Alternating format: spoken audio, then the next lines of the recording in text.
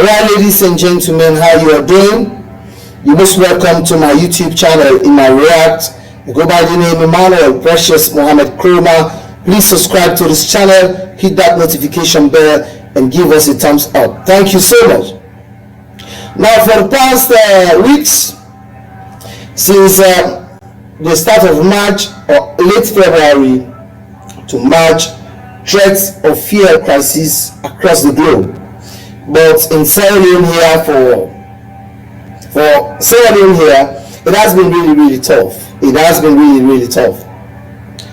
But some certain group of people or certain people believe that the government of the day is unnecessarily increasing the price of fuel in order to just to give burden to people. Well, I don't think so. I really do not think that is the case. According to sources, information gathered so far, Sierra Leone is not only Sierra Leone, this is a global crisis, which I believe most of us already know. This is a global crisis and it's cut across. Except you don't want to talk true. But this, it has nothing to do with APC, it has nothing to do with NGC, it has nothing to do with UNDP, it has nothing to do with SLPP. Everything that is happening right now around the increase in commodities, the increase in has direct link with fuel. You already know what it is. Now, I saw this on the social media broadcast by the BBC and I decided to share it. Let's watch it. The rising global oil and grain prices are beginning to bite in Zimbabwe, especially at the pump. Since February, fuel prices have soared by as much as 18%. March saw 2 price increases inside a week.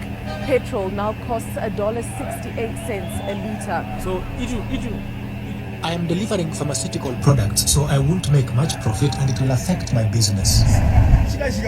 The only way that we have managed to keep things going is by buying fuel on the black market.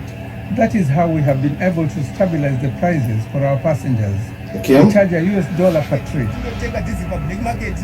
Before the Russian invasion of Ukraine, Zimbabwe was already battling a double-digit inflation, and these price increases are likely to worsen the economic outlook. Egypt is the world's largest importer of wheat. Nearly 70% of its wheat imports come from Russia. Bread prices have soared already as a result of the war, burdening millions of Egyptian families living from hand to mouth. But it's not just about food. Tourism, which is a lifeline to the Egyptian economy, is likely to be hit hard too. Around 40% of tourists who visit Egyptian sea resorts come from Russia and Ukraine. In 2015, this key industry was brought to its knees after a Russian plane was bombed over the Red Sea resort of Sharm el-Sheikh, killing more than 200 Russian tourists on board. Following this tragic incident, Russia suspended flights to all Red Sea resorts for nearly 6 years. This ban was only lifted last August. So, the war will deal another severe blow to this lively sector that has just started to recover and flourish. Russia's invasion of Ukraine has caused food prices to soar across East Africa. This is in a region that's already facing political instability, inflation, and terrible drought. Wheat is widely eaten across the region in places like Sudan and Ethiopia, and a huge amount of this commodity actually comes from both Ukraine and Russia. But that's not the only thing that's gone up.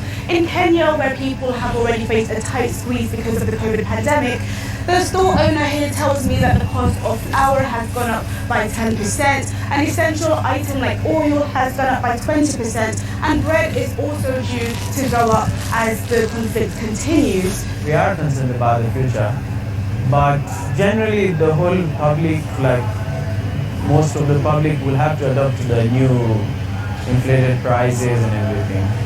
So they will quite adjust on other things and compromise on other things so that they get something to eat at the end of the day. They say Ukraine is the breadbasket of Europe, and the United Nations says that up to 30% of winter crops may not be planted. So a crisis that is happening in a completely different continent could have huge ramifications for this region and other parts of Africa for years to come. Nigeria is Africa's largest economy and the continent's top oil producer, but it was already struggling to recover from the COVID-19 pandemic with double-digit inflation, making it more and more difficult for people to afford basic food. Rising oil prices should be good news, but the country's limited refining capability means it may not reap the rewards. The government subsidizes the cost of petrol, but diesel and aviation fuel are sold at market price, which have skyrocketed in recent weeks. Several local airlines have said the situation is so bad that they've been forced to cancel flights. And the country is also struggling with power. Nigeria's fragile grid has collapsed multiple times just this week alone, and those who can afford it would usually turn to diesel fuel generators. But the price of diesel has also doubled in recent weeks. Businesses here will also have to pass on those costs to their customers, so that too will lead to even more price rises. All right, you already know, you've already listened. The price of fuel outside Sierra Leone in some countries like the US and Nairobi and other countries is about $1.68. When you convert that into leones, it's about 19,000 leones. So it speaks of the fact that currently we are better off than other countries, though there are some other countries that are better off than us. Like for Guinea, from sources gathered so far, their fuel is sold at 11,000 euros per liter.